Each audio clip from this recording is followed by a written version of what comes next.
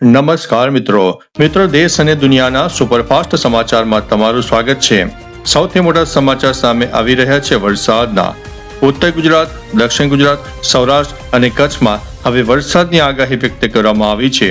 હવામાન વિભાગે આગામી 7 દિવસ માટે ગાજવીજ સાથે વરસાદની આગાહી વ્યક્ત કરી છે। આજે બનાસકાંઠા, પાટણ, મહેસાણા, સાબરકાંઠા, અરવલ્લી, ગાંધીનગર, ખેડા, પંચમહાલ, દાહોદ, મહીસાગર અને કચ્છના અનેક વિસ્તારો ઉપરાંત ઉત્તર ગુજરાતના અનેક જિલ્લાઓમાં 50 થી 60 કિલોમીટર પ્રતિ કલાકની ઝડપે પવન ફૂંકાઈ શકે છે અને વીજળીના કડાકા બડાકા સાથે મધ્યમ વરસાદની સંભાવના રહે છે। આ સિવાય ખેડા, આણંદ, વડોદરા, સુરત, વલસાડ સહિત દક્ષિણ ગુજરાતના અનેક ભાગો અને સૌરાષ્ટ્ર અને કચ્છના પણ અનેક જિલ્લામાં 40 થી 50 કિલોમીટરની ઝડપે પવન સાથે હળવા મધ્યમ વરસાદ થઈ શકે છે। અન્ય મહત્વના સમાચારની વાત કરીએ તો એમપી અને યુપી સહિત 11 રાજ્યોમાં વાવાઝોડા અને વરસાદનો કહેર જોવા મળ્યો। આગ્રામાં રસ્તા તૂટ્યા, ફૂટપાથ પણ ધસી પડ્યા, કાર અને ટ્રેક્ટર ખાડામાં પડ્યા, ત્યારે બીજી તરફ જમ્મુ કાશ્મીરમાં 3 જગ્યાએ વાદળ ફાટવાની ઘટના બની છે। અન્ય મહત્વના સમાચારની વાત કરીએ તો ઇજિપ્તની કાયરો શહેરમાં ટ્રાફિકની સમસ્યા હલ કરવા માટે 26,800 કરોડના ખર્ચે ડ્રાઈવરલેસ મોનોરેલની ટેસ્ટિંગ શરૂ કરવામાં આવી છે, જે ચીન કરતાં પણ મોટું નેટવર્ક બનનારું છે। ત્યારે મિત્રો આગળ વાત કરીશું ઇબોલા વાયરસની। આફ્રિકામાં ફેલાયેલા ઇબોલા વાયરસ સામે લડવા માટે ભારતે ફરી એકવાર માનવીય સહાય તરીકે 2.5 ટન જેટલી તબીબી સામગ્રી મોકલી દીધી છે। અન્ય મહત્વના સમાચારની વાત કરીએ તો બોલિવૂડની અભિનેતા આમિર ખાન તેમની ગર્લફ્રેન્ડ સાથે 5 જુલાઈના રોજ લગ્ન કરી શકે તેવી સંભાવનાઓ છે।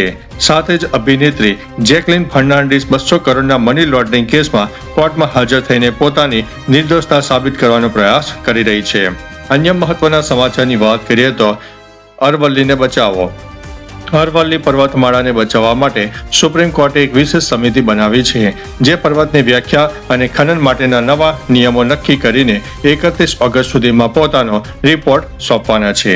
અન્ય મહત્વના સમાચારની વાત કરીએ તો અપરાધની ઉત્તર પ્રદેશના પ્રયાગરાજમાં એક યુવકે માત્ર મિલકત એટલે કે પ્રોપર્ટીની લાલચમાં પોતાના માતા, પિતા અને બહેનની હત્યા કરી હોવાનો ચોંકાવનારો કિસ્સો પ્રકાશમાં આવ્યો છે।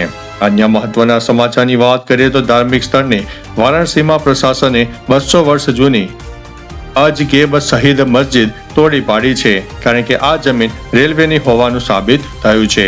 અન્ય મહત્વના સમાચારની વાત કરીએ તો કોલેજની બિહારના 211 નવા ડિગ્રી કોલેજોમાં 1 જુલાઈથી નવું સત્ર શરૂ થશે, જેમાં મુખ્ય 6 વિષયો ભણાવવામાં આવશે। ત્યારે મિત્રો આગળ વાત કરીશું ભરતીની। રાજસ્થાનમાં RS એટલે કે RASની 2026ની પરીક્ષા માટે 607 જગ્યાઓ પર આજે એટલે કે 4 જૂનથી ફોર્મ ભરાવાની શરૂઆત થઈ રહી છે। અન્ય મહત્વના સમાચારની વાત કરીએ તો રંગીન ભવિષ્યની ઓલિમ્પિક 2036 માટે હરિયાણા સરકાર 8 વર્ષની ઉંમરથી જ પ્રતિભાશાળી બાળકોને શોધવાનું અને તેમને તૈયાર કરવાનું કામ શરૂ કરી રહી છે। અન્ય મહત્વના સમાચારની વાત કરીએ તો આરોગ્ય અને લાઇફસ્ટાઇલની ન્યુરો સાયન્ટિસ્ટની ચેતવણી છે કે ટેક ગુજરાત એટલે કે મોબાઈલ અને ટીવી પર વધુ નિર્ભરતા મગજ માટે હાનિકારક છે અને તે થાકનું મુખ્ય કારણ બની શકે છે। અન્ય મહત્વના સમાચારની વાત કરીએ તો રેલવેમાં હવે ટેન્ડરોની તપાસ માટે AIનો ઉપયોગ શરૂ થયો છે, જેમાં ખોટા સર્ટિફિકેટ અપલોડ કરવા પર ફોર્મ પર 2 વર્ષનો પ્રતિબંધ મૂકવામાં આવ્યો છે। અન્ય મહત્વના સમાચારની વાત કરીએ તો સૂકાની ચેતવણી। યુએનની હવામાન એજન્સીએ આગામી જૂનથી ઓગસ્ટ સુધીમાં વિશ્વભરમાં અને ભારતમાં પણ ગંભીર ગરમી અને દુષ્કાળની શક્યતા વ્યક્ત કરી છે। અન્ય મહત્વના સમાચારની વાત કરીએ તો રાજ્યમાં 15,000થી વધુ વિદેશી નાગરિકો ગેરકાયદેસર રીતે રહેતા હોવાના અહેવાલ છે, જેમને પકડવા માટે સરકાર હવે અભિયાન ચલાવશે।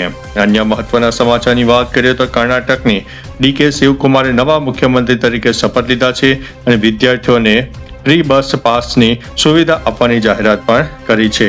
અન્ય મહત્વના સમાચારની વાત કરીએ તો બિહારની રાજ્યમાં ઇલેક્ટ્રિક વાહન ખરીદવા પર 1 લાખ રૂપિયા સુધીની સહાય મળશે અને મુખ્યમંત્રી ચિકિત્સા સહાયતા કોષ હેઠળ મફત ઇલાજ માટેની આવક મર્યાદા 1.5 લાખથી વધારીને 4 લાખ કરવામાં આવી છે।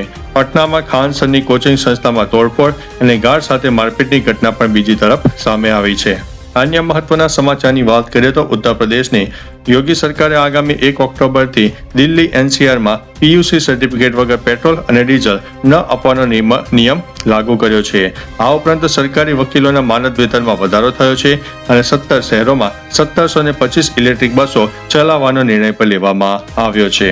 અન્ય મહત્વના સમાચારની વાત કરીએ તો ચોમાસાની આગામી 24 કલાકમાં કેરળમાં ચોમાસું દસ્તક આપશે તેવી સંભાવના છે. દેશના 14 રાજ્યોમાં ભારે વરસાદનો એલર્ટ પણ આપી દેવામાં આવ્યું છે. અન્ય મહત્વના સમાચારની વાત કરીએ તો આરોગ્યની કેનેડામાં રહેતી એક ભારતીય મૂળની 17 વર્ષની વિદ્યાર્થીનીએ પલ્સ ઓક્સિમીટરની 53 વર્ષ જૂની ખામી સુધારી નાખી છે.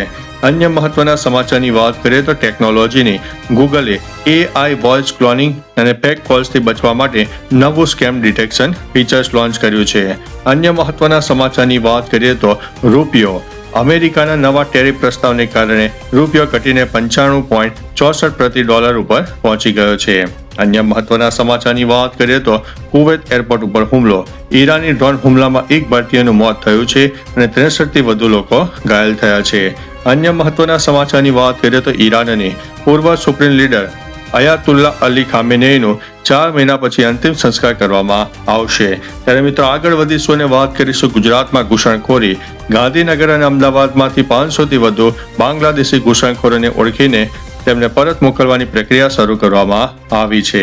અન્ય મહત્વના સમાચારની વાત કરીએ તો દિલ્હી હોટલ અગ્નિકાંડની માલવીય નગરની હોટલમાં લાગેલી આગમાં 21 લોકોના મૃત્યુ થયા છે, જેમાં 11 વિદેશીઓનો સમાવેશ થાય છે. હોટલ માલિકની ધરપકડ કરવામાં આવી છે. અન્ય મહત્વના સમાચારની વાત કરીએ તો કેબિનેટના નિર્ણયો. પીએમ મોદીની કેબિનેટમાં 6 મોટા નિર્ણય લેવામાં આવ્યા છે, જેમાં 39,000 કરોડના રાહત પેકેજ અને દિલ્હી એનસીઆરમાં પ્રદૂષણ ઘટાડવા માટે 9,585 કરોડની યોજનાનો સમાવેશ થાય છે. અન્ય મહત્વના સમાચારની વાત કરીએ તો ગૃહમંત્રીનો પ્રવાસ. અમિત શાહ આજે મેઘાલયના શિલોંગની મુલાકાત લેવાના છે. તો ચાલો મિત્રો, ફરીથી દેશ અને દુનિયાના સુપરફાસ્ટ સમાચાર લઈને મળતા રહીશો. ત્યાં સુધી અમને રજા આપશો. નમસ્તે.